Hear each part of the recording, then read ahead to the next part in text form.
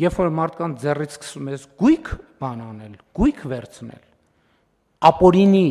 թալանված գույքը հետ վերցնել, եւ մարդիկ զգում են, որ մոտենում է, ինչ պետք է անեն։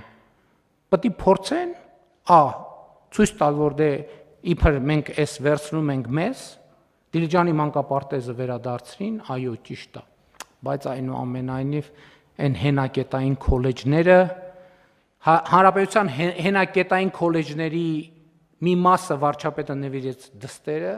երկրորդ մասը երկրորդ դստերը, երրորդ մասը երրորդ դստերը, չորրորդ մասը ընդհանրապես բաները, համալսարանները որդուն է նվիրել, բաները, մարզադաշտերը եւ մարզադպրոցները, ասենք, չգիտեմ, ելում եւ այդպես շարունակ։ Բայց մենք